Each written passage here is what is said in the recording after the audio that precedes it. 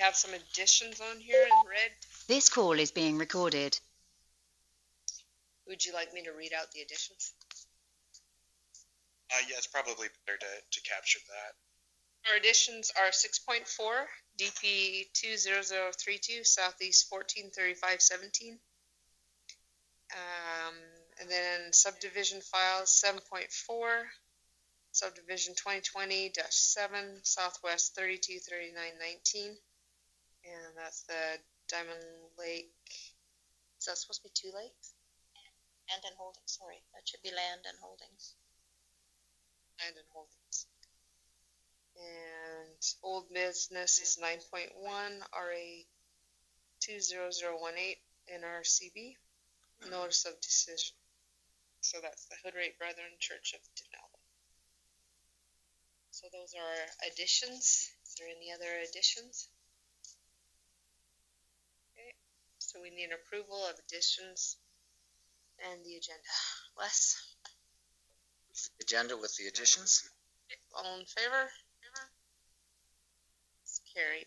Now we will do, sorry, we should have done introductions first. So we'll do introductions right now because we have some people on the phone that have called in. So we'll start back here with Marlene.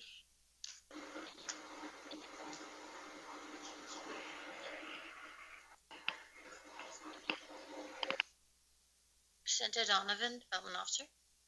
I'm Andrew Brishik, Director of Municipal Services, and at this time I'll introduce those that are on the line. That's all. We have Marlene Wallace, Colby Dick, Board Member Larry Clark, and Dale Anderson.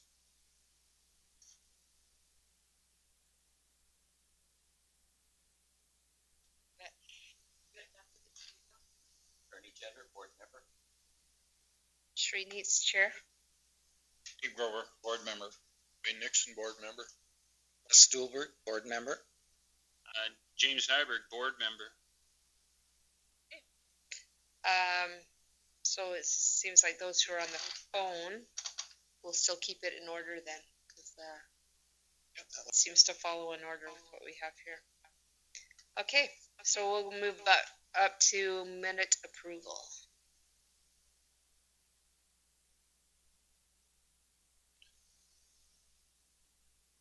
All in favor of the minutes? Larry? In favor. Great. So any business arising from the minutes? Okay.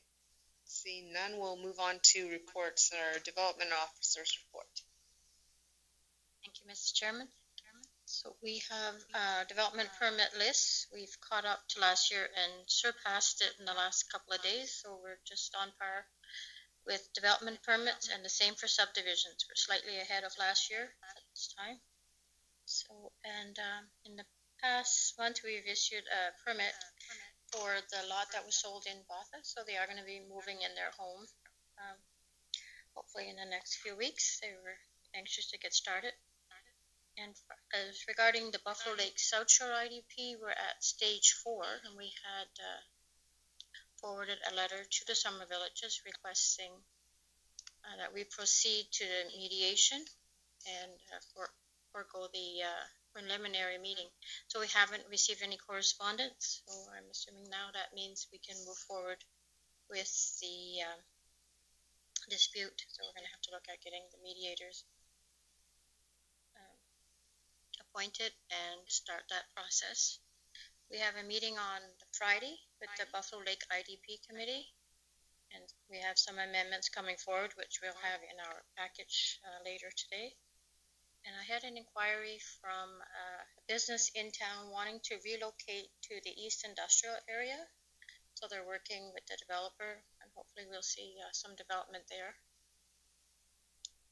And I think we have, and Kara will be back on July 6th. So glad that she's going to be coming back sooner than we had anticipated. So that's good. And that's all I have. Thank you. Any questions? Seeing none, we need somebody to accept for information. less. Thank you. That the development officer's report is accepted for information.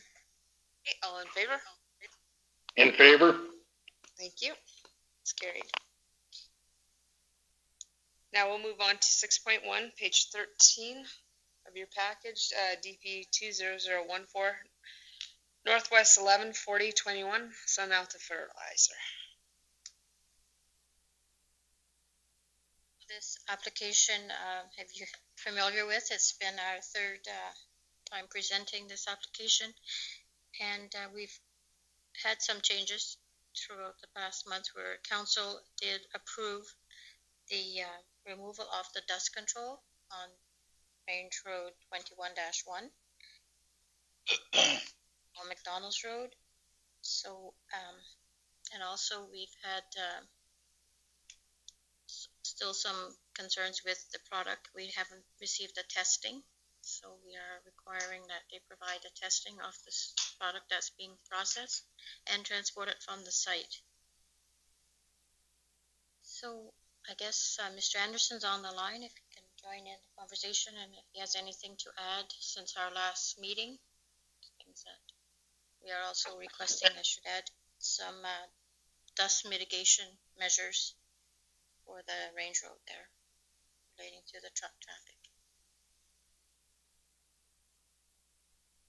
Mr. Anderson, are you there? Yes. Okay. Good morning, or good afternoon, everybody.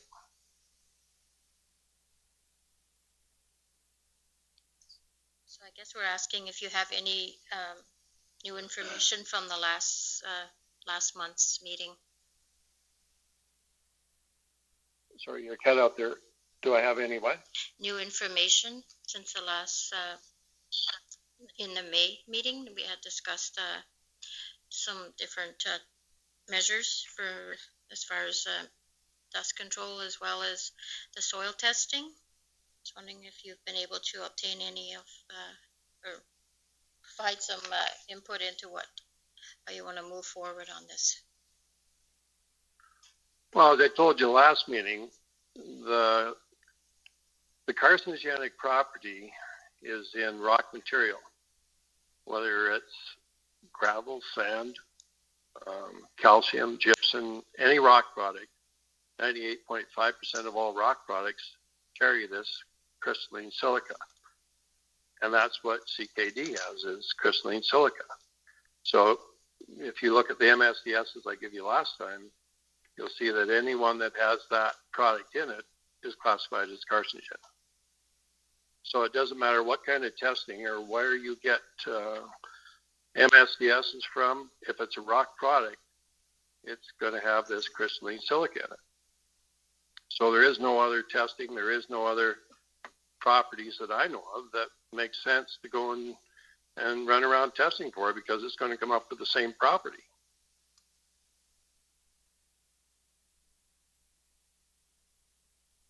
Maybe I have do you have a mic? Sorry, bloody mic. Maybe just Cindy could outline the additions, the differences that administration has recommended that MPC consider. One was, I think we've asked for an actual test on the product. As to what? So that we know exactly what we're dealing with. Then, of course, dust control and public consultation. Did I miss anything? Yeah, so I'll just tell you. Well, I've got lots of stuff to show what it is. So I've got that. I think you've already seen all those before. So I'm not clear as to what product or what cert analysis or what exactly it is you want. Cinta. Chairwoman Needs, could I speak, please? Is that Larry? Yes. Yes.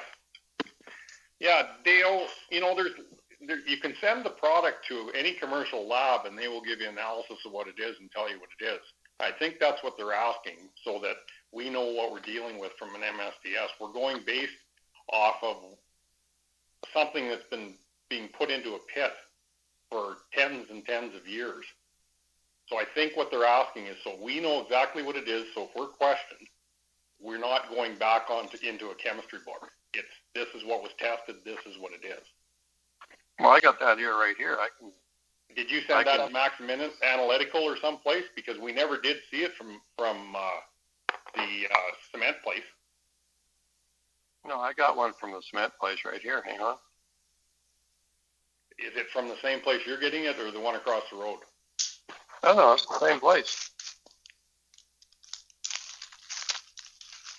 I'm up in my sprayer with my iPhone, and I'm kind of clumsy.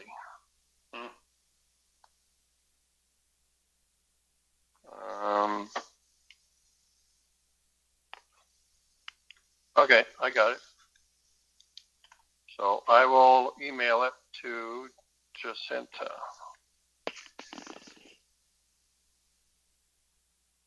So that's the test results of your own rock that you have at your place that you're emailing to Jacinta? Yep. So this is a series of samples taken.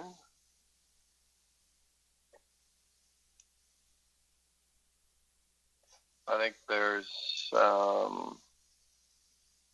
8 samples taken of the pile. Did you get it? Yes, I did. I'm just going to try and forward it to everyone here.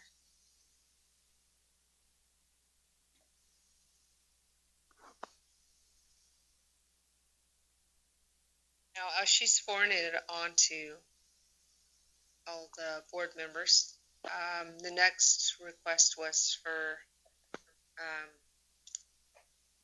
putting some kind of oil product or dust abatement onto the road.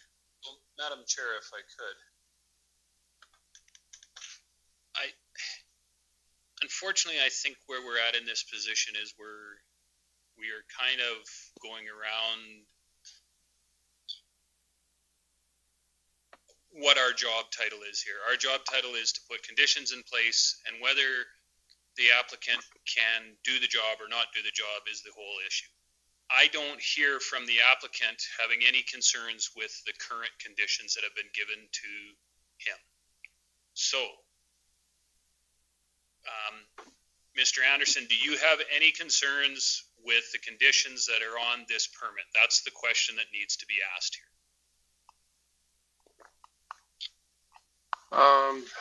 It's been so long I can't even remember what the conditions are all were, but basically we've got it in a place where there's no acreages, there's no residents within, well, I'm the closest one, I'm a half mile away.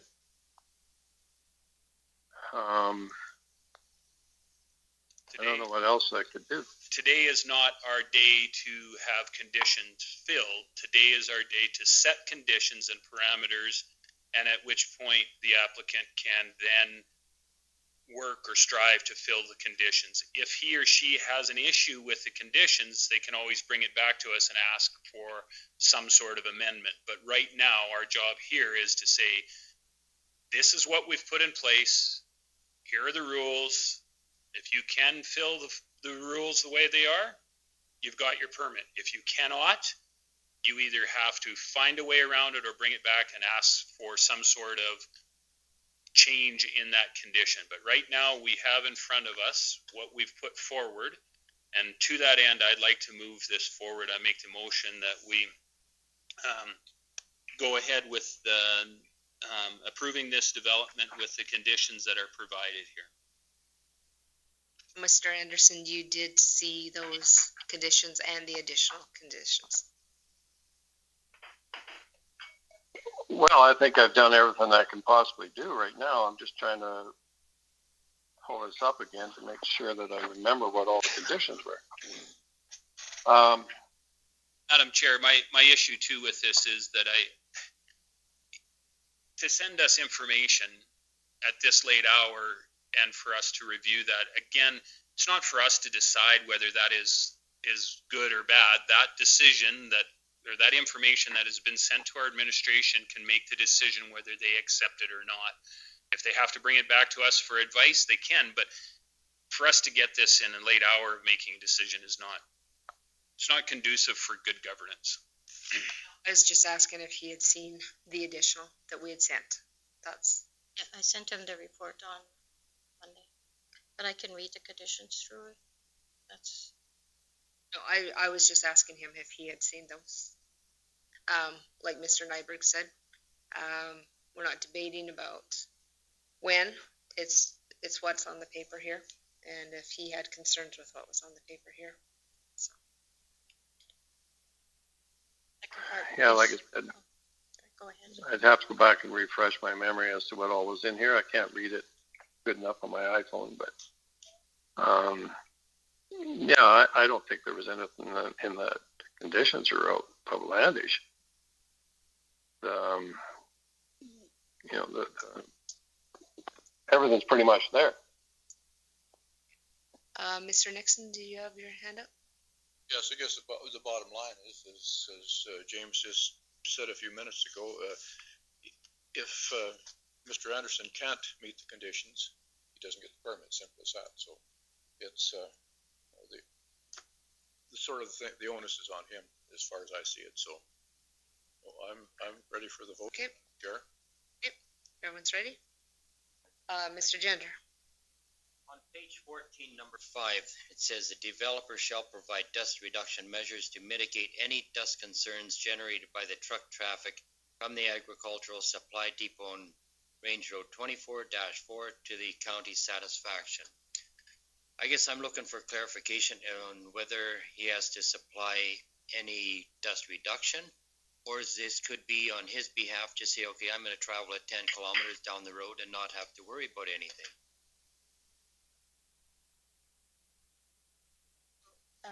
Rick is here as well. We had discussed it. And a water truck, if he's calling on a particular day and the dust is an issue, could have a water truck on the road to mitigate the dust. And that's a temporary, obviously, way of addressing the dust issue, but could be a longer term if there was some calcium chloride applied to the road or other measures that would be a long term, I guess, depending on how much traffic is generated from the egg supply depot. Okay, let's go back to the basics here. We still got pavement on the road. What's happening with the road? We have Mr. Green and update us on what's going on with the road right now.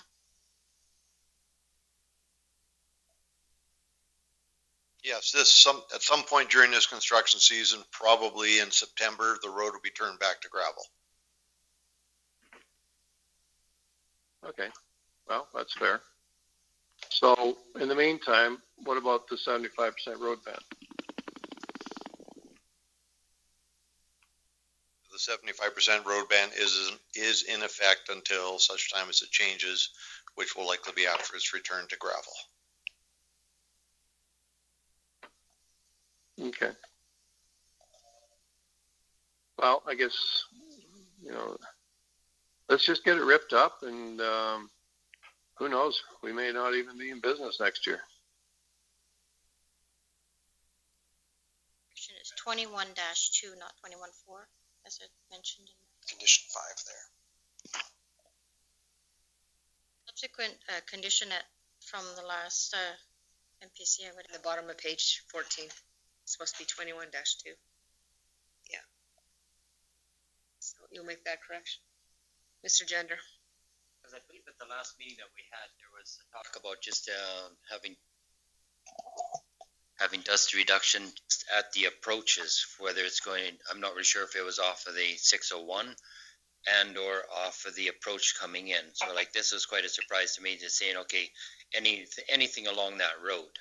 So like if it's going to be one load a day, I do not find it justified for if you have to take a truck out there and water the whole thing, other than just maybe reducing the speed down so that you can keep the dust down so that it is not going to impede traffic coming. So this is a clarification that I'm just kind of looking at this. Okay, what is really going to be required of you, Dale? Mr. Green. Okay, so the challenge here comes is that we don't have necessarily 100% quality information on how much traffic this site's going to generate, how regular the traffic's going to be, if it's going to be continuous or not. You know, something that's continuous daily traffic, we're probably talking about, for everybody's ease of operation, an oil surface or something that's more permanently dust abated at that point.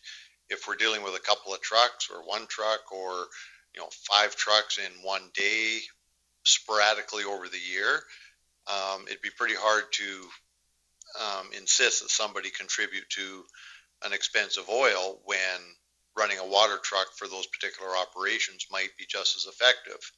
It really comes down to the density of the haul, how often, how many, and that's one of the reasons when we sat down and talked about the wording of this, when we don't have really good information on exactly what it's going to be haul-wise, it could be one truck, like you said, to who knows what.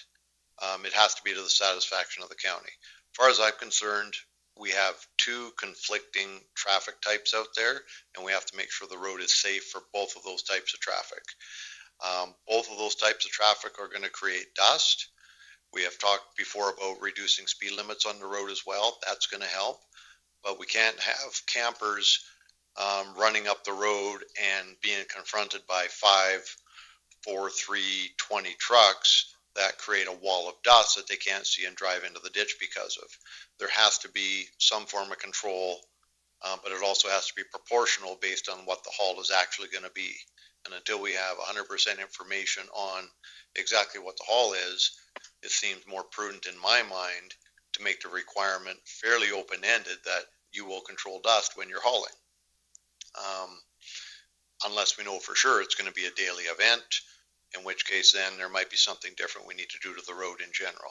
Does that make sense? That makes sense to me. Like I was going to say, I have nothing in the forecast of any farmers yet that want to put CKD on this fall. So if nothing happens, there will be no trucks running this year.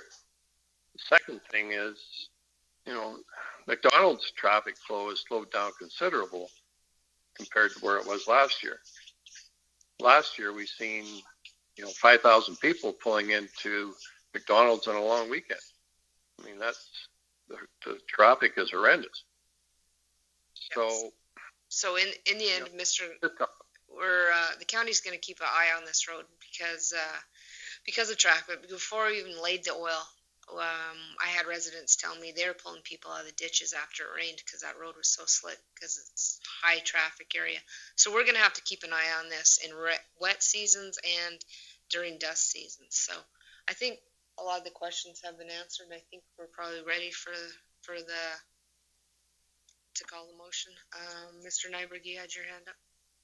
My comment was that it is meant to be open-ended, that if we get a complaint on dust, Mr. Anderson will, if he is indeed the individual that is causing the dust, he will have to mitigate it. How he does that through this development permit will be totally up to him. If he's hauling 20 loads a day, he will probably be in a position to want to put more dust control down or dust abatement down.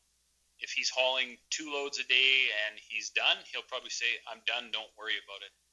It's a win-win situation. The control is still in his place, or in his hands to deal with it, and the control is in our hands to make him deal with it if he doesn't. So I think it is going to take care of itself on that portion. And Ms. Donovan. He said he was okay. Okay. I just wanted to point out as well, condition number 6 was a developer shall provide sampling and testing at an accredited lab identifying the appropriate handling and storage of the product related to the development to mitigate any public safety risk to the satisfaction of the County of Stettler. So one of the concerns we've had in the past is the product near the residential area.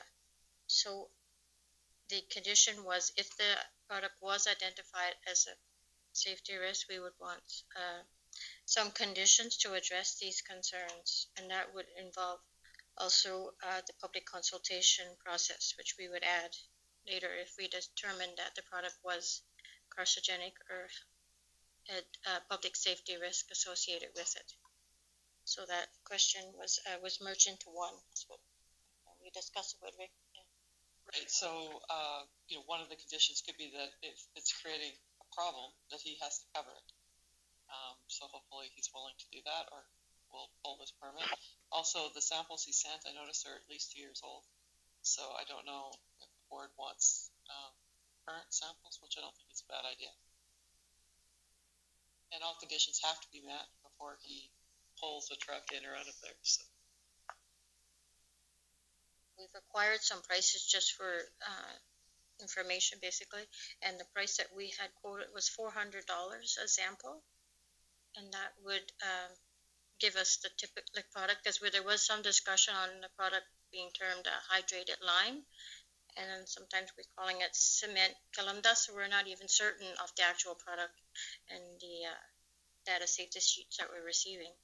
So, Dale, I don't know if No, you're making the point. Cement kiln dust is hydrated lime. We've gone through that process several times.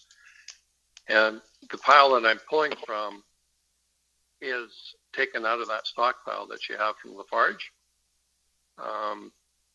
That sample is it's exactly what the product is. we weren't clear. My understanding was we were not clear at the last meeting. And so because there are different MSDS sheets for hydrated lime and cement kiln dust. They're not the same MSDS sheets that we've received. So I give you sheets from Graymont that sells hydrated lime. I give you sheets from Lehigh, which has hydrated lime, and then the sheets from Lafarge. And they're all the same. The common denominator in every one of those sheets was crystalline silica. And as soon as you see that, it's classified as carcinogenic. Mr. Green. I also, is that clear? To help your sense out a little bit on this, the goal from a regulatory perspective, which we are in right now, is to have the applicant demonstrate to us exactly what's on his site now, the exact material, and we need a qualified professional sampling and testing and telling us exactly what it is, what the safe handling procedures are, and safe storage procedures are. And that has to be done by accredited professional.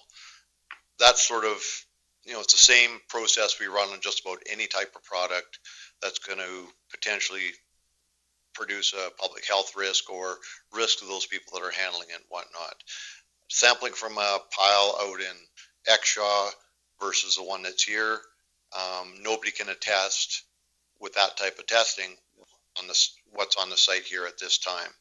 And in order to clear all this up, that's what we're looking for right now, is for the applicant to demonstrate through appropriate sampling and testing and chain of custody of the samples what it is, how it's supposed to be handled, and how it's supposed to be stored, so we can then determine whether or not there's any further conditions we need to place on location, storage types, covering like Yvette said, all those type of things. Because right now we don't know, and any research we do without knowing exactly what it is somewhat pointless as well. Does that make sense? Well, let's go back to the basics. This is an ag lime product that is going to be dumped in the field and spread with a spreader. Do you understand the process? Yep. So it's going to have a stockpile that's going to be 300 or 400 ton will be dropped on a quarter section.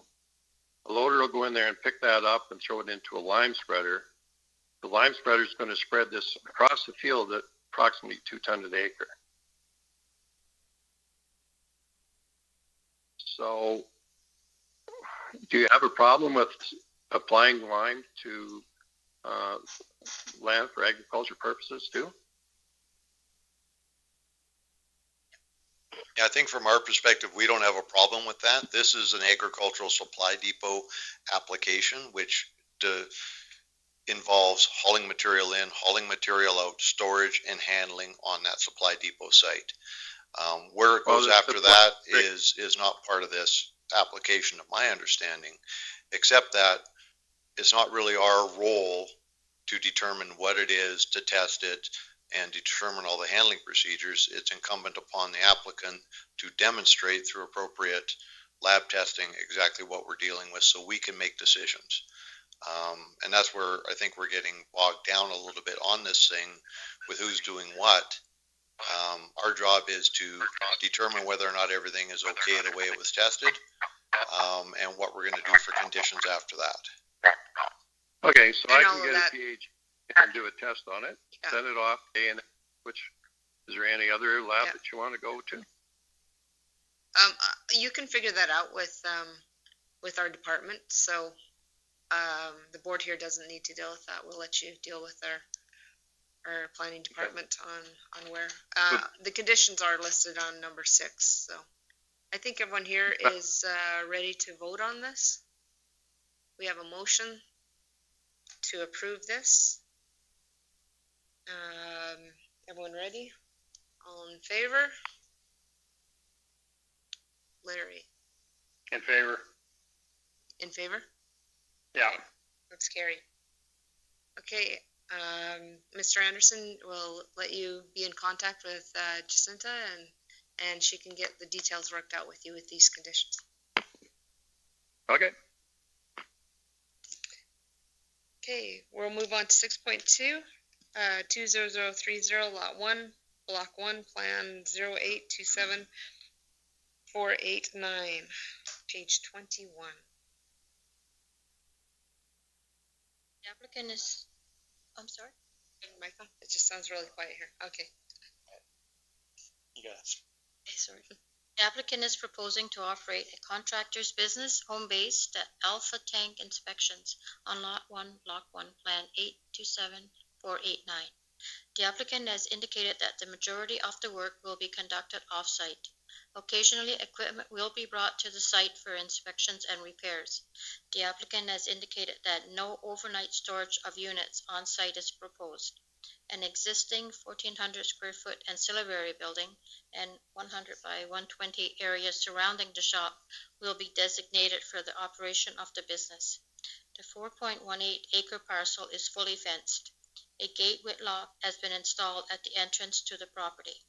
The applicant is proposing to install a 2 by 2.5 by 3 foot sign on the gate.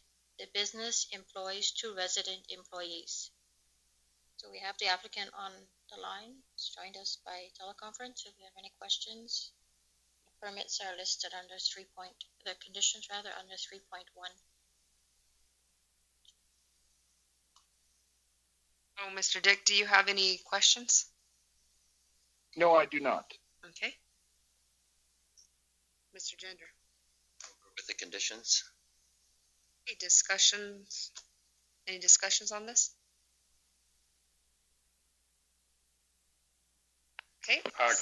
Oh, Chairman Neitz, I have a question, okay, Mr. Clark? to Mr. Dick.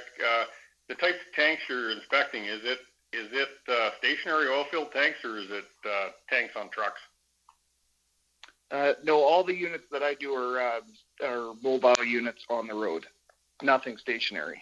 So they're all either trucks, trailers, or? Yeah, like for instance, I do like the co-op fuel trucks. The county of Stettler has a diesel truck that they go around from site to site, offload diesel. I do that inspection on that unit as well. So it's just units that are driven on the road. Because I'd read, when going through this, I'd read there was no overnight storage of units on site. That isn't common where they drop them off and leave them overnight? No, for the most part, my work is mobile. I have a trailer and a truck that I go on location and do inspections with. And so it that needs to get done on my yard would be mostly just kind of changing of valves or hoses or something like that. It wouldn't actually be per se any big major inspections or work to be done. Everything that I have is basically set up on site. Because the only reason why I'm doing this out of the house for now was to get the approval from the government. The big picture is to move back into the East Industrial of Stettler. I've been with United Tank for 14 years. Yeah, no, that's what I thought, so, okay. Yeah, this is just a very temporary thing. It's just so that I can get going. But I am actively now speaking with realtors and developers to find a location in the East Industrial. What I thought, so thank you. Yeah, no problem. Okay, seeing no other questions, we have a motion on the floor to approve this. All in favor? Favor? It's carried. Mr. Gender made the motion. Okay, Mr. Dick, yeah, this has been approved and you can talk to our planning department about the conditions. Excellent. Thank you very much. Okay. Now we'll move to 6.3, 20031, lot 28, block 1, plan 9924620. And this is on page 26 of your package. And Mr. Wallace, do you have any questions?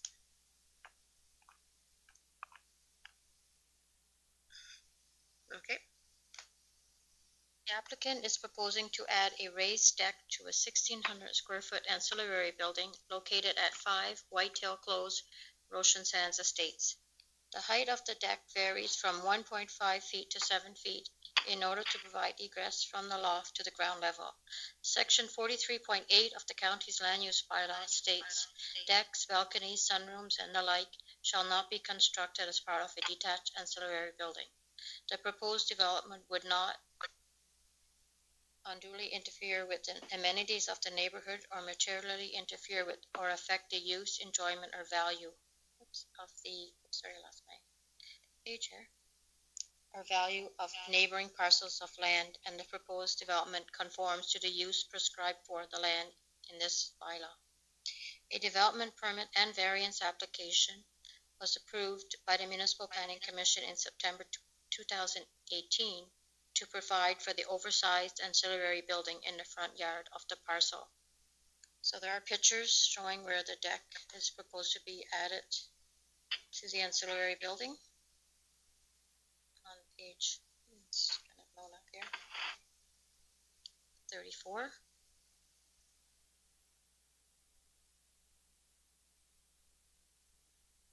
Mrs. Wallace is on the line. Now, Mr. Wallace, did you have any questions for us? Hello, it's Marlene. Oh, sorry, Marlene. Nope, I am waiting to hear yours. Mr. Nybush.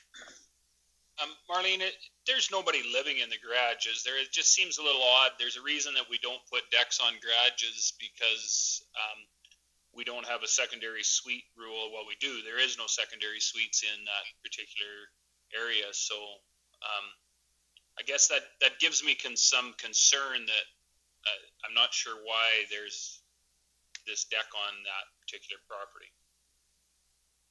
Okay, so you're concerned about the use of the building, or? Yes. I guess my concern is I'm not going to get my building inspection passed unless I have an egress from that door. So your concern is what I'm doing with the upper level? Well, yes, that's where I'm at. Okay, so the upper level has my antique collection in it, craft room in it, a long area for my large family get-togethers, for banquets. I don't know. I thought we went over this on the last permit. But I did make the rookie mistake of not drawing our stairs, I guess, or egress into the original permit where we had variances at that time.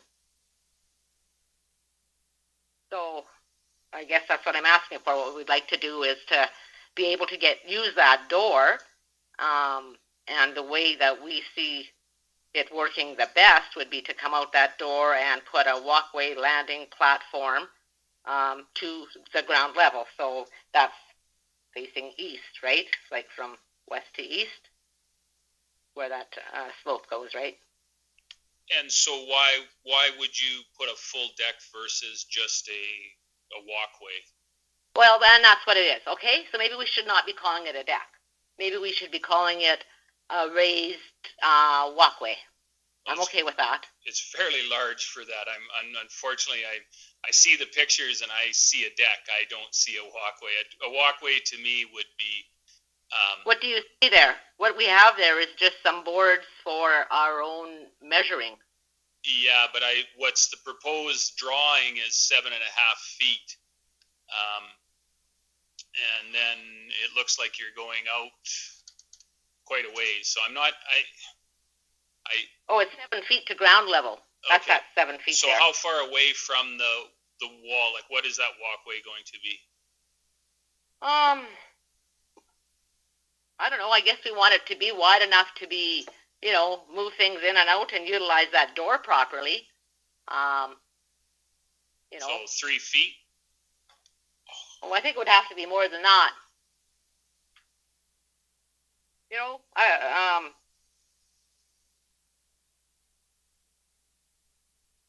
Is it going to matter? Well, and don't take this wrong, Ms. Wallace, but the problem is that if you sell this property, which may or may not happen, and there's a large deck out there, and I'm thinking you have full facilities in here by the sounds of it. You have a bathroom in there? Yep. And you have a sink? Well, I don't right now. It's not complete. Okay. But like what? I just think I don't have a bathroom. Actually, I don't have a bathroom in there right now. I don't have water in there right now. It's proposed for that, correct? Yeah, like Okay, it's. so what it's yeah. leaning to me that this is going to be a secondary suite. Unfortunately, that's where I see this. And it may not be you that utilize it. You may just be using it as a gathering area. But yeah, and we've had a number of people ask to put in mother-in-law suites and secondary suites in that area, and it's just something that we don't have in our land use bylaw. So unfortunately, if it walks like a duck and it talks like a duck, I consider it to be a duck.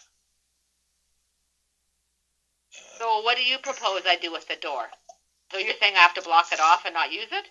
No, you could have a 3-foot walkway from the door to the other way, which would be conducive for a proper, that would give you Wheelchair accessible if my dad comes? What's that? That's wheelchair accessible that would be wheelchair accessible with a walkway, yes. Mr. Stillberg. Well, I see that I guess the need to, because of the drop of the land, that they have to have it raised to get to the level, ground level, I guess is what I'm trying to say. So I think it's important that this be allowed. And I think probably 3 feet isn't wide enough to turn stuff around to get square to the door if they're putting large antiques and things in there. So I think I'd like to make a motion that we do approve construction of this egress to allow access from the door to the high ground. Mr. Nixon, did you have your hand up? Oh, okay. I thought you did. Mr. Gender. Just on the very first, I'm just kind of wondering what variants are we working with? It's a relaxation of the stipulation of the bylaw. It's 100% variance because we do not, on auxiliary buildings, we do not let decks, period. Really what should happen here is there should be only a stairway from that door down. I'm not 100% sure how we allowed a secondary loft with an excess like that. I'm not sure how it got through, but that's something we would not normally allow. And the reason being is because of that secondary suite issue that we are concerned of out at the lake. And it's the other residents that don't want to have multi-lot subdivisions inside their particular area. They don't want to have somebody put up a garage and then turn around and turn it into a guest suite. And that's what we're running up against. It's the other residents that have told us very plain and clearly that they do not want to have a secondary suite in that particular part of our community. So I'm quite surprised how we let this go through. And I may have been on it and just missed it. I don't know, but in reality, what should have happened with this one, the stairs should be on the inside, not on the outside. This, in all purposes, was sold to us as a garage originally. In my garage, my loft in my garage is accessed by stairs inside my facility to the mezzanine. That's typically what you do with a garage. Permit for that? Check that out, Ricky. Yes, I do. Any other questions? So we have Yeah. a motion, we have a, oh, Martin? Chairperson Neitz, it's, Board Member Clark. Oh, Yeah, sorry. I remember when we reviewed this too, and I don't remember an outside egress like this either, because that would really point towards the secondary suite. So I do agree with what Board Member Nyberg said on this too, with the fact that typically in a garage, your access egress is inside the garage, similar to a house. So I'm concerned too that it points towards that secondary suite. And that may not be the intent today. Yeah, but it could very easily become it. But if I'll be honest, if I was buying this property, that's the first thing that I would be thinking about. Hey, they've got a deck on there, and a water, and they got a bathroom in there. Yeah, stay overnight, crash in my garage.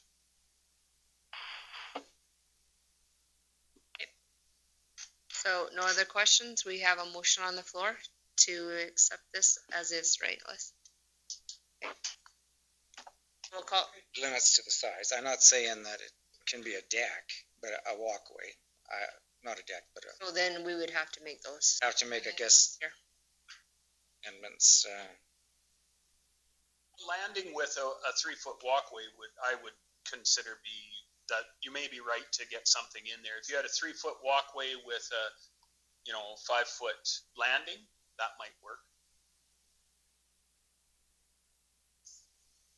And that door looks to me like it opens inwards, so I mean you could make that happen. Was that what you want, Les? I need to know what your motion is. I just was thinking, Right now, if we approve this, they can make that deck any size they want. yeah, I think we have to have some restrictions, but I was thinking more of 4 foot wide because 3 foot isn't very wide. If you had a 5-foot landing, a 5-foot by 3-foot landing, and then a 3-foot walkway, you would be able to get anything you want in there. And that would discourage the deck looking portion, because you know that if this goes up as a deck, we are going to be inundated with people that are going to point to this and say, these people have a deck. Why can't we have a deck? And I'm looking into the future because there's going to be a ton of people that are going to want to have a deck on their garage. And I get it. I totally understand why. But we've made the point that that's not something that we particularly are encouraging at this point because of what our survey of the people up there has been. We definitely don't want a deck. We just want a walkway to it. So, yeah, I'd be cool with having a restriction of the size to a landing. And the other problem we have with this is we have nothing to go on. Like usually good policy makes good governance. I've said it a million times. We have a policy that says no deck. So what is our rules?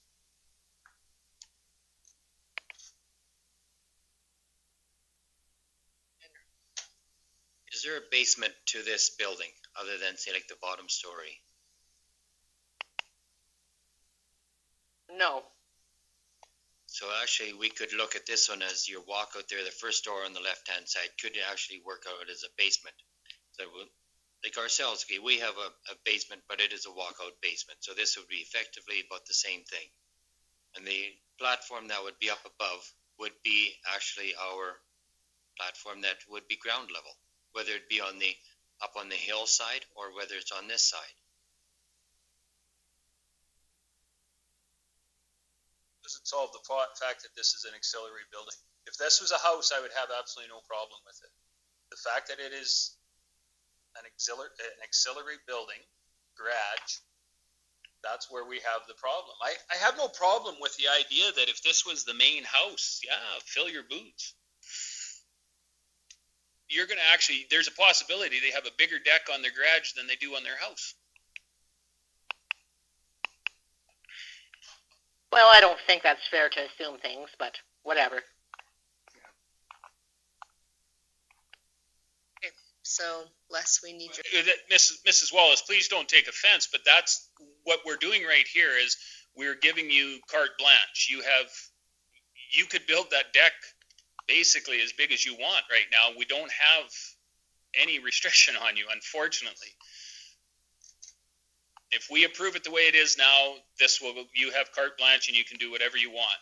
And I'm not Yeah, so well, sure that's not my intention. I totally understand that, but what I'm saying is we need to have good policy to make good governance, and that's our duty to do that. Yeah, and I'm sorry. I guess it was in the whole planning thing, I had no idea that we couldn't have an upper level egress. Mrs. Wallace, would you be in favor or be okay if we postpone this for a month to have a little bit more of a review on this? Well, we'd really like to do things while the weather's good here.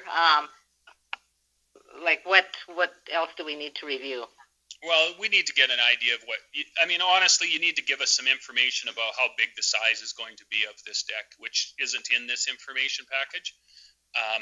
You've told us how high it is, but you haven't told us how far away it is from the building. So, if I give you a measurement right now, would you be fine with that? Madam Chair, Yes, Mr. Nixon. I was going to ask Mr. Spielberg if he'd entertain a friendly motion to have the walkway no wider than 4 feet. Yeah, that was my feeling anyway. And I guess while we got Mrs. Wallace on the line, would a 4-foot walkway suffice to get to the access to this area?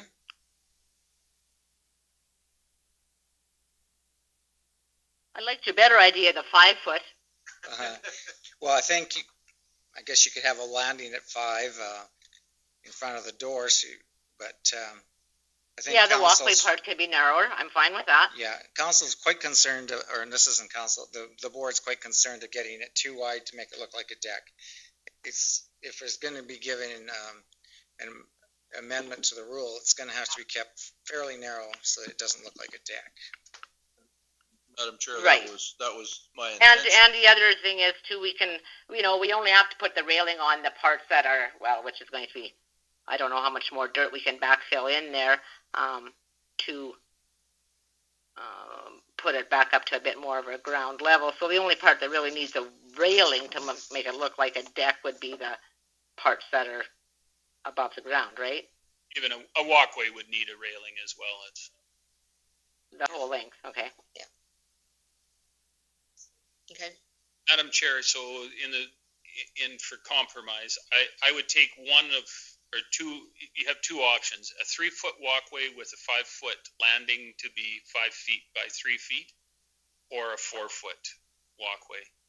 Either one, that would make it not look like a deck. And I think we could get away with that being a walkway versus a deck. Going any bigger than that, the whole length, and making it rectangular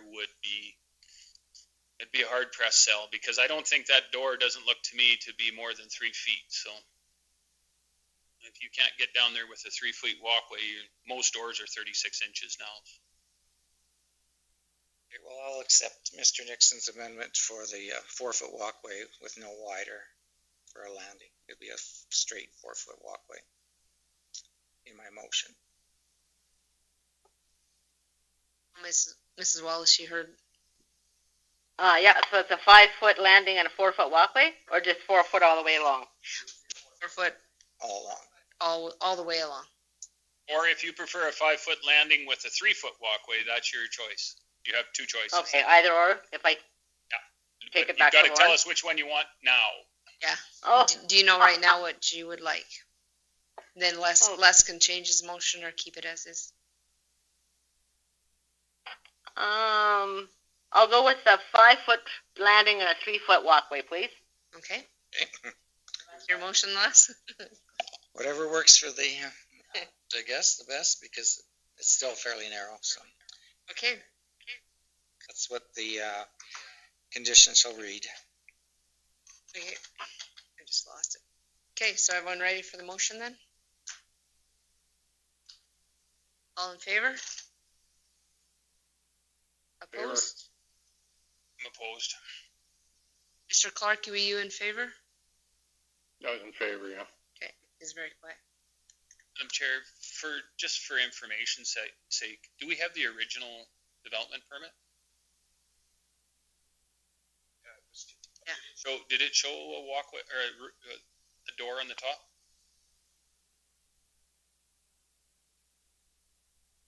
We're just looking up the original. Mr. Gender? On here, I found it very deceiving, saying like showing this picture when it shows a proposed 50 by 32 garage. It was almost so like it was, that garage was not built onto this in here. I got the perception that this was the house up on, see the detail B, that this landing was then going to be added onto that, and then the garage was going to be added on in time. But I got a very different perception of this first time around. Now when I see this, there should have been a picture showing in our package, showing the front of the garage with this top part, showing like what James is really concerned about. That's what I'm saying. I'm not saying we're not without making mistakes, but I would not have approved that if I would have saw that top door. I would have had grave concern about it. And I mean, I've made mistakes before and maybe missed something, but looking at this from here, I think we were kind of, yeah. It should be staged as a house, as a dwelling unit on this, and no one other dwelling unit should be allowed on this place. Well, you could have, yeah, you could have had an auxiliary building as, I mean, you could build this the way that it is, Mr. Gender. Have the house, you're absolutely right as that, and then have your work, your, however you want to call it, your auxiliary building being the, below. No, being the building behind that would be the, could be a work station or a small work shed or something like that, right? As the auxiliary building. Well, Andrew, those are the only drawings we had? The original?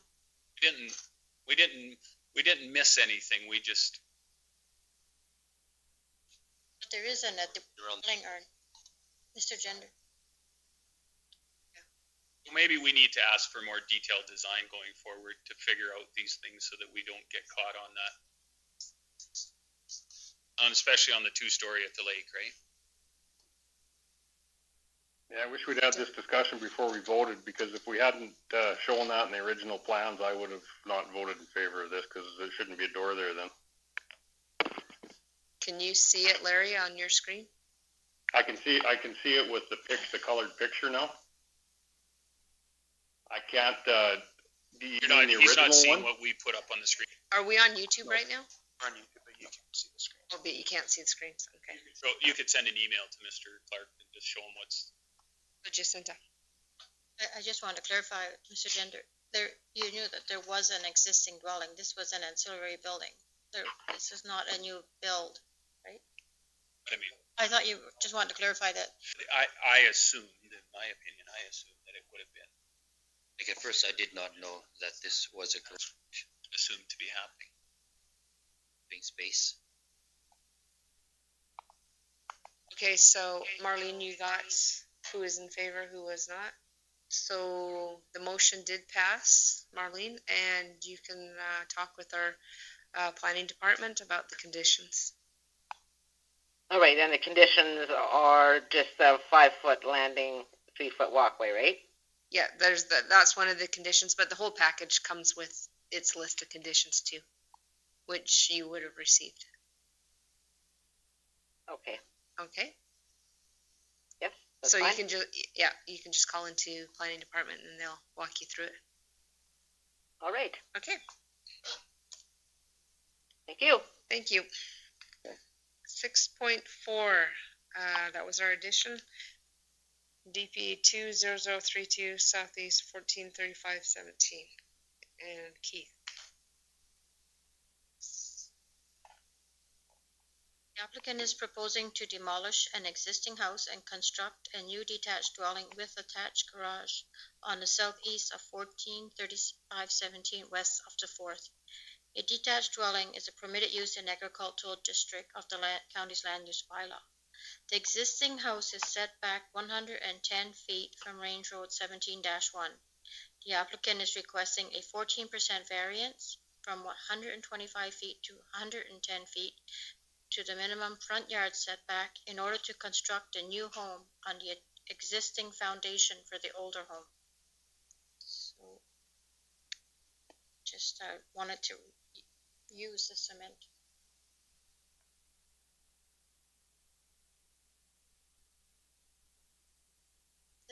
The addition package? Oh, yes, sorry. It's in the package. Page 3. Page 3, yeah. Original or the addition? What page, me, please? The additions package, page 3. Okay. Thank you. For some reason, it's not showing up. What is crystalline silica?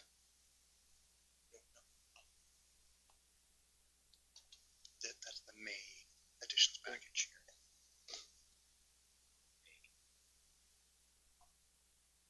Oh, one above It was hidden. Okay, thank you. I'm sure it was. Mr. Stillberg. Okay, on this one that we're dealing with here for the Keiths, I'd like to make the motion that we approve that 14% variance because it's, the home's been sitting in that same location all these years and hasn't caused a problem, so. And they do want to utilize their existing foundation, so I would make the motion to approve the variance. Any discussions?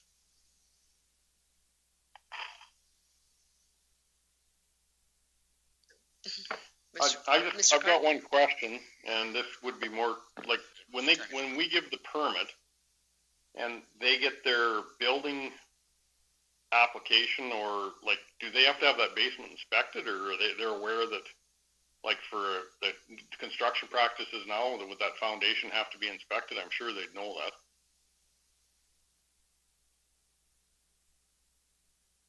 Obtain a building permit, and the building inspector would be required to inspect. After they built, or like they would know beforehand that the foundation was fine before they built on it. Well, generally, when it's a new build, the foundation is inspected. That was one of the first inspections. There's generally 3 stages. So I just don't want to get into, you know, partway down that where the upper part wasn't getting approved because the something was not to spec on the basement, you know, to today's standards. And yeah, that goes back to the safety code requirements. As long as they can't come back on us with it. We're not accredited, so I don't believe they could come back on us as far as liability issues. They would need to, their contractor probably, we could add it as that they contact, and we do have that as a note on all our permits, that they have to comply with the Safety Code Act. Okay. So inspections is something that they would need to contact the Safety Code Agency to get the inspections done. Okay. Fine, thank you.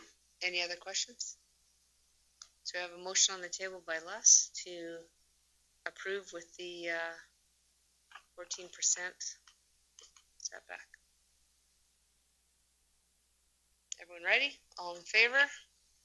Favor. It's carried. Okay, now back to the other one. On page 35. Subdivision 2020-09, Lot 2, Block 1, Plan 1324, 8-21. Jacinta. The applicant is proposing to subdivide an approximately 0.75 acre parcel from a 1.98 acre parcel in order to create 2 parcels of land within the highway mixed-use land use district. The 1.22 acre parcel encompasses a large lease building and 3 bay shops, whereas 2 smaller 2 bay shops are proposed to be included in the 0.75 acre parcel. Access to the subject properties is provided from a joint approach off a service road adjacent to Highway 12. Both proposed parcels currently have existing sewage disposal holding tank systems. The applicant intends to enter into a water well agreement for the existing well on the property as a water source for both parcels. The subject property is within the county's growth area as identified in the County and Town of Stettler's intermunicipal development plan. The Town of Stettler has indicated that they have no objections or concerns to the proposed subdivision. Further, the landowner is not required to connect to the town's water system. In the future, should the landowner request town services to enter, they will be required to enter into and comply with the stipulations of a development agreement with the Town of Stettler. So we've listed the conditions under 3.1.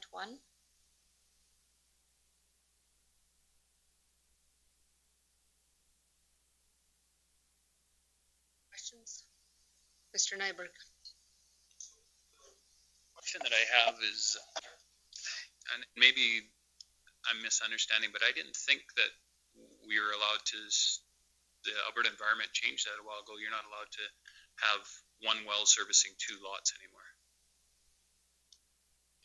They cannot drill another well if there's 6 existing wells on the quarter section, but as far as survey, I haven't seen. That used to be an old practice, but I think what ended up happening, if I remember correctly, that spurred on the whole issue what happened in Erskine when we were going to sell that lot, because the person that possibly was going to buy it was going to enter into a well servicing agreement, and then Alberta Environment came back and said we don't allow that anymore. And that was also what's been happening at the lake. They're not allowed to have shared wells. So I'd like a little clarification on that. I'm not so sure. Where could we get that? Is that something we can figure out? I would hate for them to get into this situation and we approve it, and then they can't have water, and then it becomes a fairly sticky issue. Are these 2 people related, or what's the gig here? It's just one property that they want to separate and sell the larger building and retain the 2 smaller shops. But the water rack is something that we don't enforce. It's a province. Right. But I understand. But if part of the condition is that they have water at that property, that would trigger them to service water from the town, it's a big issue. I'm just saying that this could become something that turns into a holy crap moment where we're into a multi-million-dollar phased build out of the Stettler water system because of what we've done with the subdivision. It's not been added as a condition because we don't regulate the water act. So it's not a condition, it's a note generally, and that's... I think the note is there for a very good reason, so that we don't, I mean, if we approve this, like, where's our responsibility of saying you have water? Like, if they can't get water, then the municipality, they could trigger that municipality water. I don't know. That's my concern. That that says that, the owner will make arrangements for water. And that can't do it. What I'm saying through the Water Act, it's going to have to hook up to the town system, right? They're going to have to run it down from $1 million water system. Right, but we're not taking liability on it by saying, you have to hook up to our system or anything like that. We're just saying you'll, have satisfactory arrangements for water. He'll do his own due diligence to make sure he's got it done correctly. His only recourse is to hook up. And he's got to hook up. The problem we had with the lot in Erskine was it was too narrow. And they couldn't drill another well, but it was too narrow basically for you to sell because of the requirement to drill. I don't think it was so much over environment as it was. They said that we couldn't drill another well in that property. I know. I'm not saying they given them the license to do it, right? But it was too narrow to encompass a well on the lot. So the minute we serviced those lots in Erskine, it was sellable. It was sellable, right? And I remember that, and that's what triggered that whole situation, right, was because of that. And this is very similar in the sense that all of a sudden, if you can't get water to it, I don't know. I'm just saying. I mean,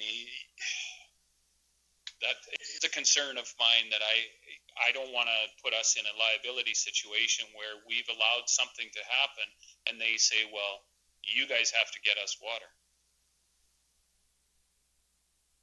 Let's say here, James, in the preamble at least, that the landowner is not required to connect to the town water system in the future. Should landowner request town services, they shall be required to enter into and comply with the stipulation of a development agreement with the town of Stettler. But are we forcing them to do it by not having, because what I'm saying is if they don't have a water, like under the Water Act, if you can't do that, they're going to be forced to do it, and then they come back and say, well, you guys let me subdivide, it's your fault.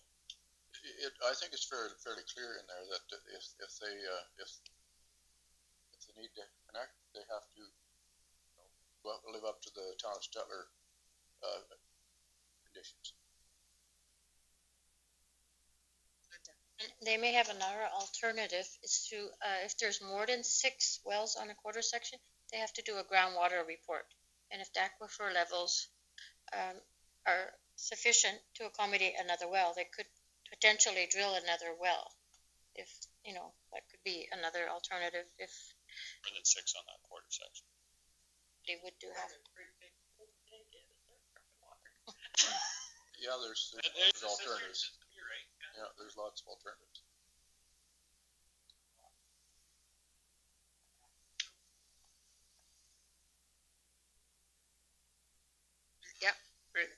Sorry.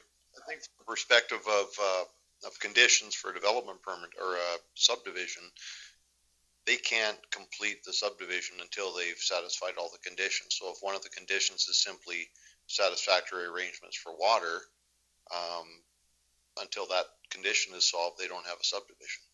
Does that make sense? That's the way I'm getting it anyways. I'm just saying, so we should have that condition on there. We don't have it as a condition right now because the Water Act is not something that we regulate.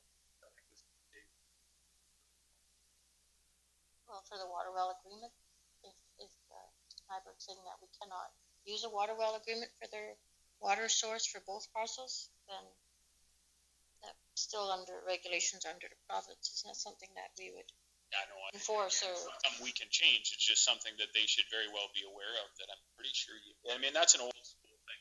They used to be able to do that all the time. It used to be to share your water wells, but I don't think they're allowing it anymore.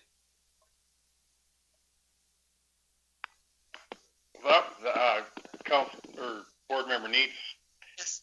To Councillor Nyberg, or Board member Nyberg, that was one of the reasons the water line up at Pheasantback Estates is because there was a common well up there servicing 2 or 3 people, and the people were becoming quite concerned that the person that owned it, they weren't sure how much longer they would be supplied with water or how it was being taken care of. I think that was before this was in. You're right, Larry, that they did that, and I think that is a concern. You're absolutely right. Yeah. Mr. Nixon. Could we not put that in the note as you suggested, Jacinta, just make a note of it that this arose as a concern? Or we can, what do you think, Andrew? We can postpone it, come back with alternatives, get the right legislation, if there is rules or there isn't. How close the town line is? Well, I know where the town line is. It's how close the Shirley-McConnell line is. I mean, it's a trigger. Like, one of these are going to trigger that water has to be serviced to these lots. Like, where does it trigger it, right? I mean, if municipal planning commission wishes for, otherwise to approve this subdivision in principle, adding a condition about adequate servicing to both lots for water is something that would have to be satisfied before we endorsed, right? So it wouldn't be granted.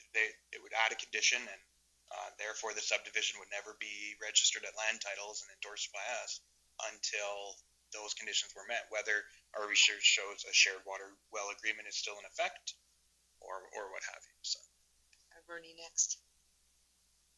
I'd like to be able to see that there's gonna be water supply assured to each one of them, and then it's not going to be at the expense of the county.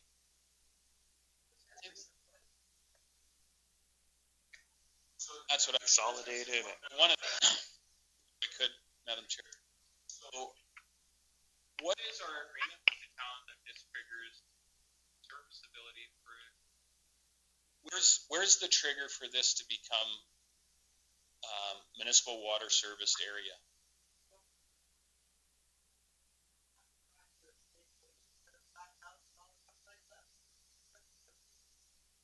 That, and it's triggered, like, McKay Hayden's asked for it, so that's why the services went in.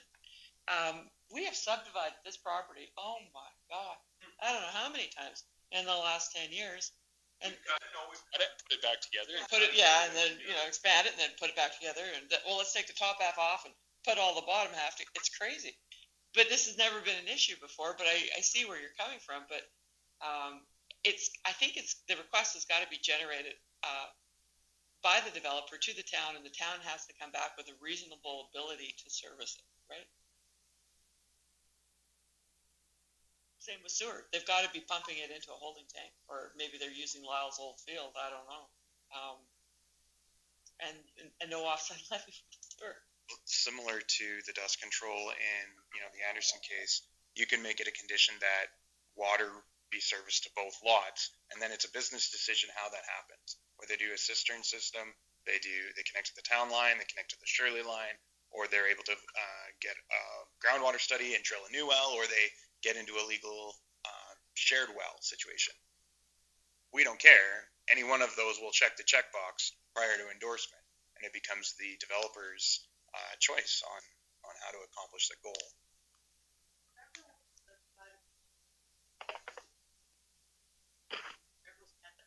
And for a water line. Yeah. You got Larry? Yeah, I just was going to say to Andrew's point too, that in this case here, the person that's trying to do the subdivision and sell the one property, is the current owner, so it would be up to him to have all that in place when the well would be on the subject property he was going to sell. So that he should be able to do that if he wants to do a subdivision. So. Property is the well actually on the new property or the old property? I think the well is on the old property where the big building is, the big building they're trying to sell. There's a smaller parcel and a bigger parcel. That's true. Yeah, it's the Cassidy Arena. I had trouble with that last name quite a bit. I think the well would be on that 1.22 acres. That's where the house was, right? Yeah, the house was moved from. Larry's saying he thinks it's on the 1.22 acres. That used to be Harold Simon's garage right there for years, and then They're trying to sell this. Yeah, they're trying to sell that piece, and I think that they're going to keep the piece to the right of the screen, the 0.75. But I think the well would be sitting on where that big parking lot area is in the back of that 1.22 acres.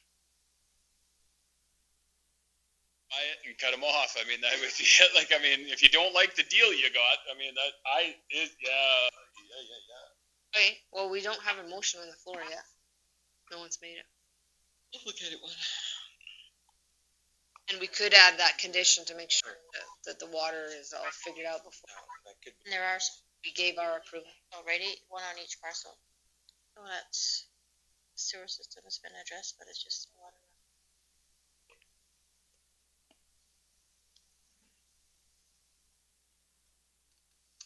I was hoping they would join. What was the town said they were waiving the? No, they didn't require that they connect. How are they going to pay for it when it comes due? Like, honestly, what are they thinking? Good. They're going to do it. Both fell off our chair. You know how they're going to do it. They're going to come to us and ask for it. We both, Jacinda and I both fell off our chair. We said, well, they're going to nail them with the offsite levy, right? Nope. To me, that's a.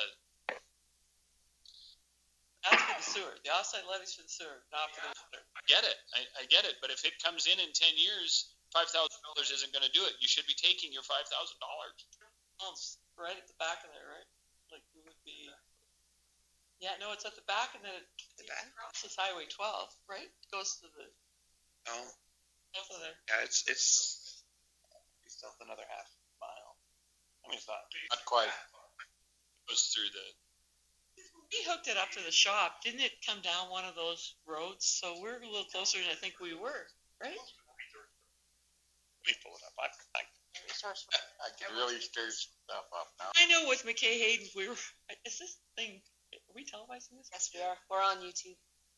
I remember when we were negotiating with the town on the McKay Hayden subdivision that we talked about servicing it from the Shirley McCollum.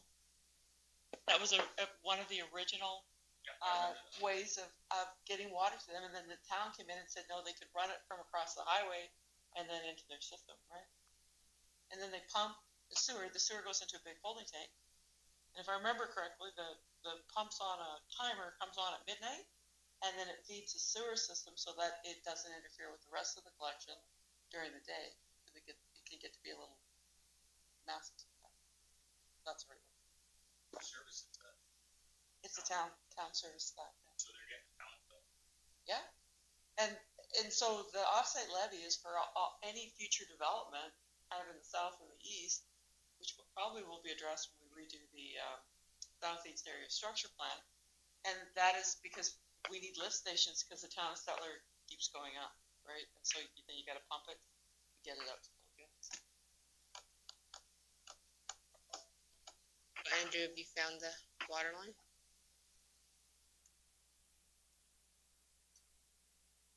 Offsite levy fee is not our problem.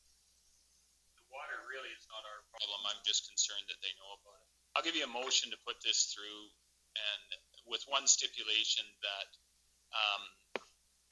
that there is a plan, or one condition that there is a plan to that they have serviceable water to both lots. How they do it, I don't care. If they are allowed to enter into a joint service agreement with the well, fill their boots. Like potable water, make satisfactory arrangements for potable water to be serviced to both sites. And make sure that they know that, because you got to look that up, but I'm almost positive you can't have. The same with the offsite levy. Even though the town is responsible for levying it, we always have to be conscious that that is an area that it could be levied, and so that developers know that going in that they could be responsible to pay that levy. Okay, I got Wayne next. Lots out there have to be serviced by water. I mean, is that It's as different as an industrial area, but some municipalities require a water well be drilled on the property so that they're assured of potable water on a property, because some, it's not always feasible. But our municipality has never made that requirement where we require a water be drilled. But this is. because there could be such a case as it was be a storage facility or whatever. Just parking lot. Exactly. So that's why I was wondering if there was something in our land use bylaw that said that has to be. But this has a building. Serviced. That's the issue. Yes. It probably has water in it. Mr. Grover. I was going to ask Rick if the servicing study, I think the lift station was no longer a requirement. Is that correct? Additionally, for a route around, Water, like the Stettler East water study that was being done. I'm assuming is near completion, but I thought the lift station was no longer going to be required. Is that correct, or is that? depends on how the land develops and what goes first, because that route around was where the force main was gonna go, but there'd be land developing elsewhere long before that, likely. Right, so you can't just build a force main out there and have nobody connected to it. They were going to pick up all the residential areas, run it to the south, come across where those big homes are, by the cemetery there, and then up on the east side where our properties would hook into. And that's like this. So you got to get it up, and then you got to get it to the lagoon.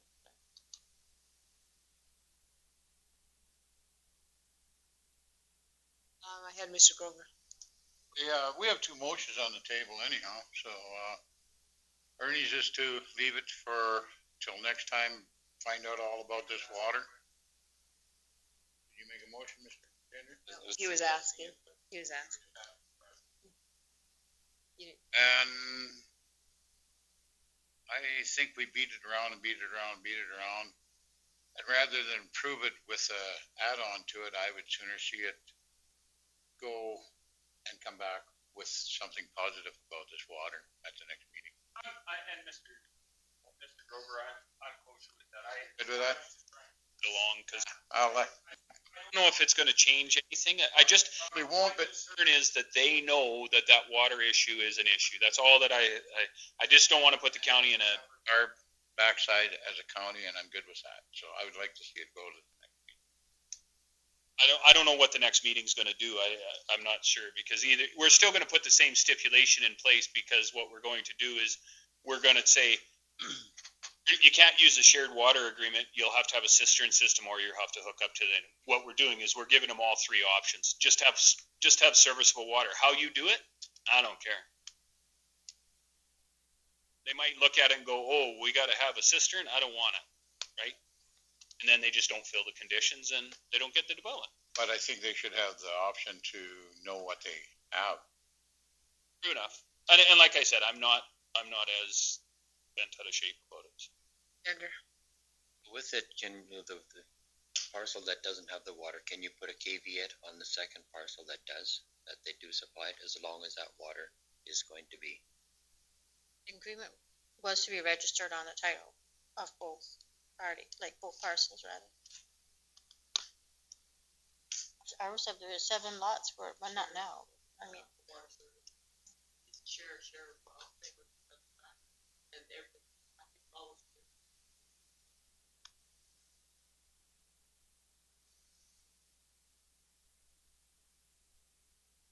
Possible to go that route? It would be registered if that was feasible, and applicant probably has water agreements on some of the other parcels. She just that was her just what she intended to do was enter into a water agreement. And I just mentioned to her that it was possible that the town would require that she connect to the water municipal services in that area, but they didn't, so she was going to proceed with it. Like to have as a friendly amendment, put a place a caveat on there, move it ahead. Who pays for the caveat? I'm not paying for it. They pay for it. I don't, that just it costs them money. I mean, what's caveat, a couple $1,000? It's just going to be registered with the survey plan, so. Is it? Not very, $30? Not. For water. I don't have a problem with it, no. I mean, I don't know if it's, yeah. Well. Yeah, Mr. Silberg next. I was just gonna say, I think just as long as we draw to their attention that they have to have the water figured out, I don't see any point in delaying it, because if we delay it a month, you know, I mean, that might, I don't know what their plans are exactly, but if they want to list one of them or something, it just pushes it further and further down the road. So I think the way we have it is good, just to draw their attention. Without the caveat? I don't care about that. As long as it's in a condition that they make sure they've looked at the water side of things. It's pointing an arrow in the application to the water. They're responsible. Highlight it. Right. Pink arrow. Water, water, water. Hey, Mr. Nixon. I think we're getting way out of the weeds on this. I think we put the onus on the people who are doing the developing and the subdivision, and they can figure things out on their own. Okay, so we have a motion on the floor. Are you keeping it as is? No additions, no amendments? How strong are you on the caveat? Do you care or don't matter? Okay, let's just go with what we got. As long as it doesn't come back and bite us on the backside. They can choose to do it. Okay.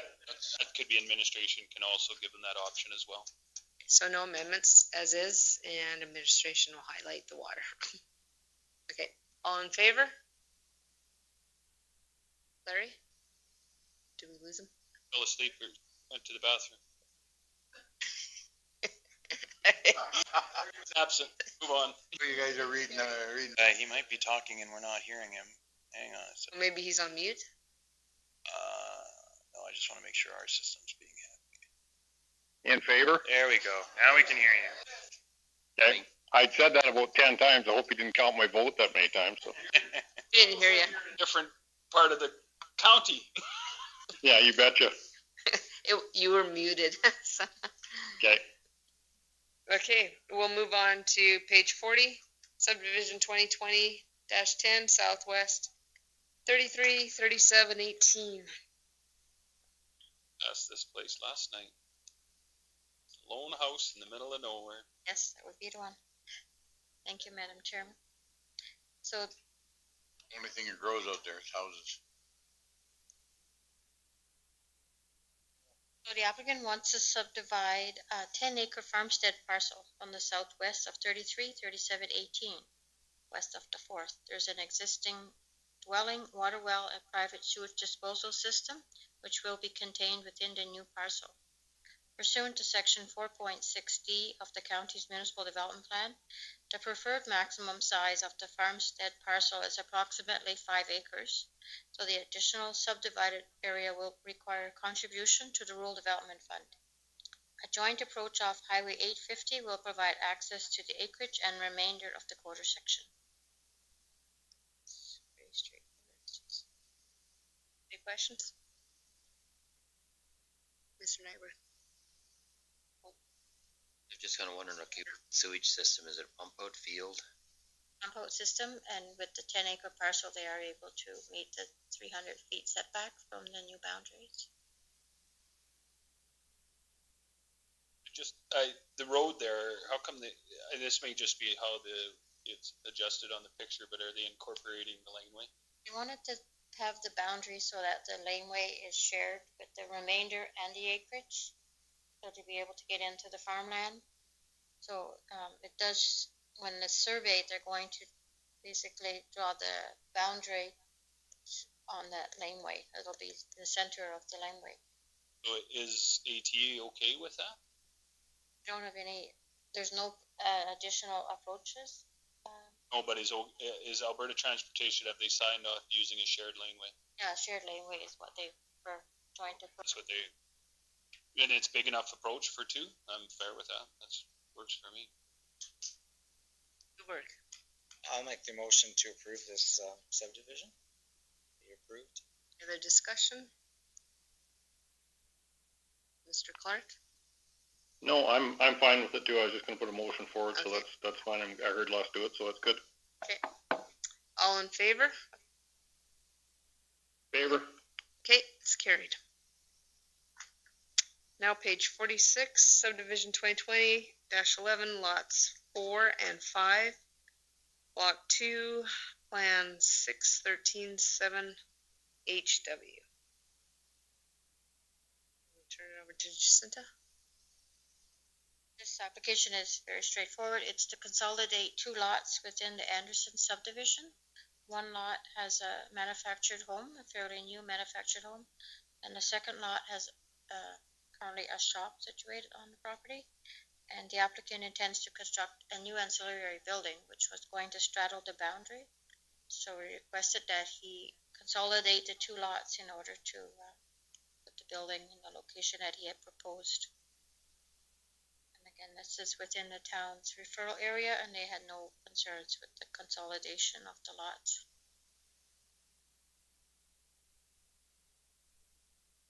Move it, please. Questions? So Mr. Clark, Mr. Gender made the motion. We're gonna call it. Okay. I have a question. Does that change the taxes?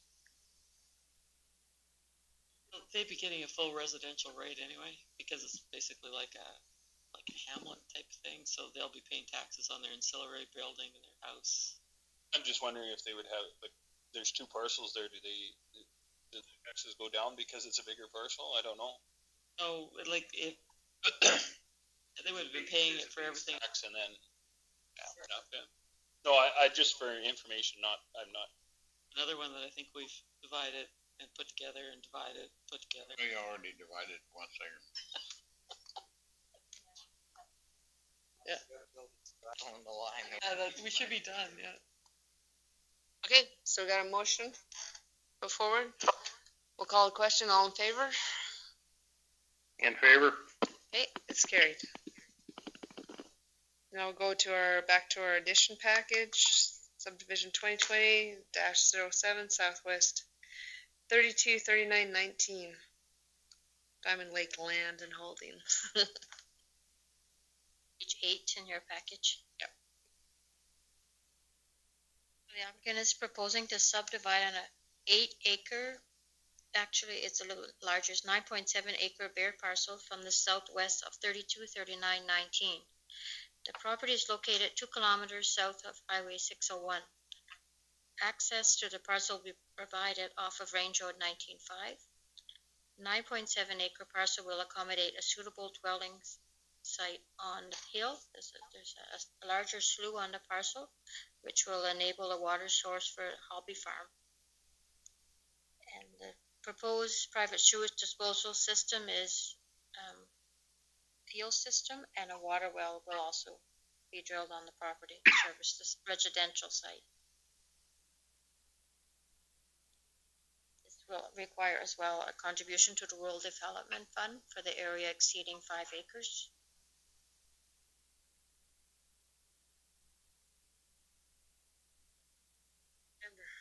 Move it, please. Questions, Mr. Nygaard? This is very similar to the one that we did just to the north of Erskine. And I think one of the conditions that we put on there was geological study if they were going to put a building, correct? For a hill, you mean? Because it's going to be built on a... No, I'm just because it's built so close to a slough. Like, I think we're getting to that point with what we're doing that people are putting acreages, and they're doing it like we've done with the town of Stettler. We just talked about it. We build them on a slough. Where's our responsibility as the municipality to make sure that these people are not building in places that they're not supposed to be? We've already seen that with the city of Edmonton getting into trouble, not properly informing people of the geological hazards of building on the side of a riverbank. What's the difference between geological hazards of building on a slough bottom? Are you referring to like a geotechnical report? Because of the steepness, the bank it's not, well, I mean, it's hard to, but I don't think it would exceed 15% grade. The one in Erskine, remember the one just north of Erskine and just west, and it was Lombards or Lombards or? in Zena's. Yeah, lowlands, but we didn't require a geotechnical. Okay, but I mean they're building them in sloughs is what they're doing. So where's our responsibility? And the opportune time for that would be the development permit unless you're considering a multi-lot subdivision. Fair enough. Okay. So we tried to get one done for that multi-lot on the Tower Road, right? Davidson? And we tried, yeah, we were going to do One that we didn't have any. a geotechnical, we ended up not doing it. So. I'm just, my worry is, right, if unfortunately people will build things in the weirdest spots and then come back and blame us because we didn't tell them that it was moving. They do it at the lake, they do it at the river. I mean, when you build beside a body of water, that happens. Yeah, I think it wouldn't be geotechnical or geological at that point. You're looking at the wetland limits. This particular one appears to have enough high ground to facilitate the building of.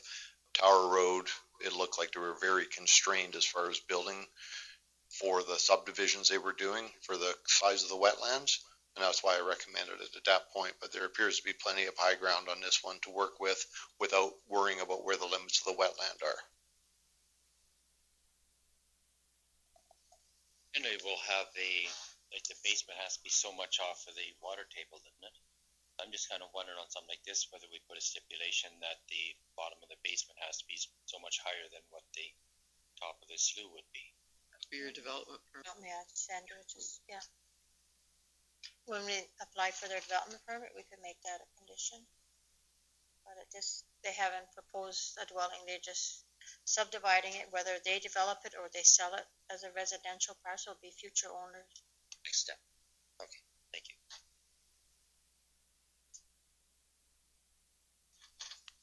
I think Ernie made the motion.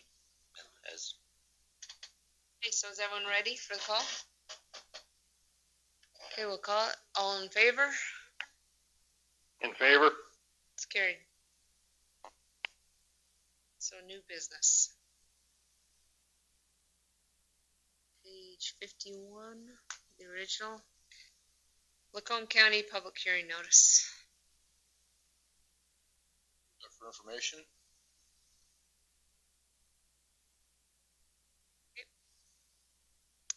All in favor? It's carried. In favor? And the next one, 8.1 Great Plains MDF Production Inc. meeting. That's a discussion on meeting dates.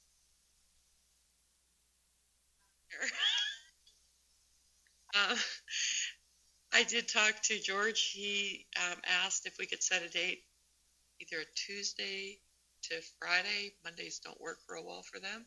And the town has offered the use of the hub for us for social distancing, and they would like to attend also. So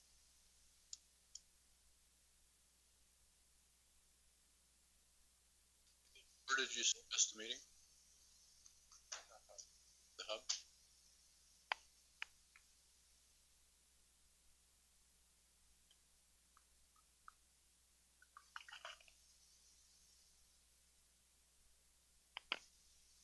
Madam Chair, if we could send out some proposed date, instead of sitting in the meeting, we could set some proposed dates sent out by administration, and then we could send that out to us. but he got any preferences? Because he wants me to get back to him as soon as I can. So. Send it out to, July 7th, 14th, 21st. So Mondays? They're all Tuesdays. Tuesday to Fridays. That was the date. 14th work then, I guess. We have a meeting on the 8th. So if anyone's, I don't know, Do it together. part of the summer, anything. We're already planning on being here the 8th. Council's clear on the 7th, 14th, and 21st. I'm okay with 14th. Sure, do it. What, would it be evening or what would it be? I think maybe they talked about like 10 o'clock in the morning, because it could be a lengthy meeting. So I'm thinking that's it. we could do July 14th at 10 a.m. It doesn't work for me, but if everybody else can attend, we're gonna have a hard time getting everybody there, I think. Or do you want to try a different date, like the 7th or 21st? Or 15th, 16th open for council? I think we should have a, 2 or 3 dates put forward, make sure that, say Tuesday or Friday. Like the 15th would work better for me. I've got a bunch of physio lined up for people on Tuesdays. Okay, so the 15th is clear for council. Does that work for anybody else? Yeah.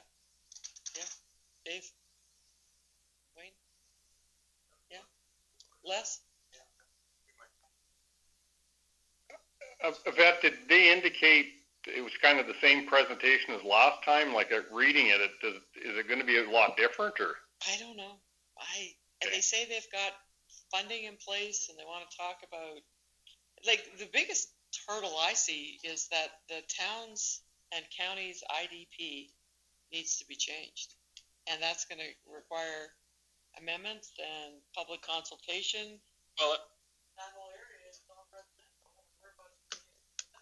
and I think the town's on board, but I think at some point we need to express it very clearly to George and his group that this is what we're up against as a regulatory hill. We'll move mountains, but to move a mountain usually takes a couple of days. It's not like we can do it overnight. So.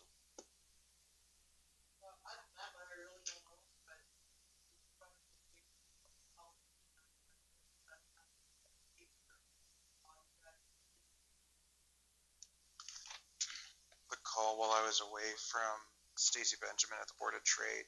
and she's away, so I haven't been able to touch base. But she said Access Prosperity had brought forward an economic development opportunity that sounded a lot like it was the MDF. So Received that as well. I didn't respond because. So far we have July 15th, 10 a.m. I'll check with the town. yeah, I think Larry's right, like, we're not gonna get everybody there, but as close as we can, I guess. So we'll set that. Do you need a motion? Or we'll just put it out there. Okay.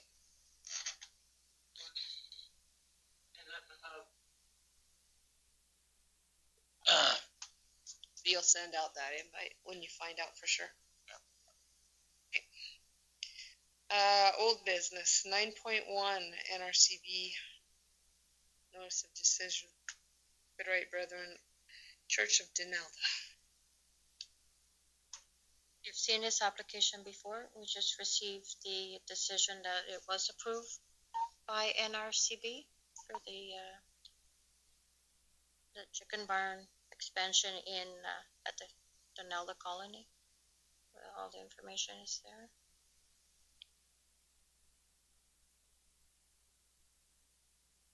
Just for information, specifically.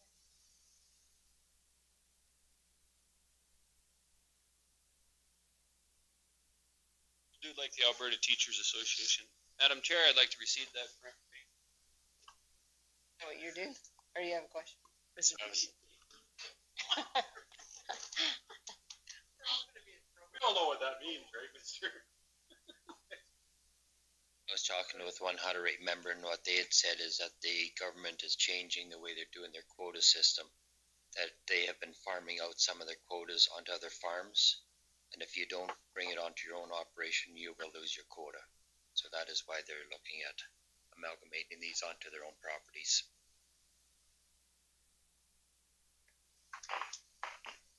So Mr. Nyberg walked out and he had the motion. Does it matter?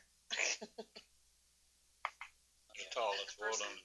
Made the motion walked The out. majority of us vote on it. All in favor of receiving for information? Mr. In favor. Okay. Yeah, we do. Okay, we have a motion on the floor to move us into in camera by Mr. Grover. All in favor? In favor. It's carried.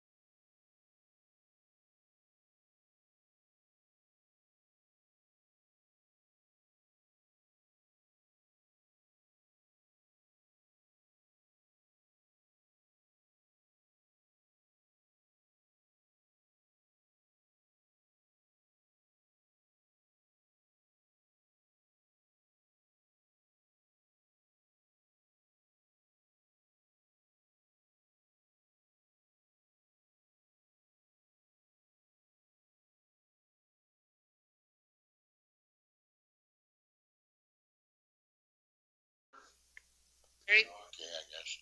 Motion for the stop work order. We need a motion for adjournment. Got it right here. Okay. All in favor for the adjournment? Favor? It's carried. Are we sending letters to the Andrew, we've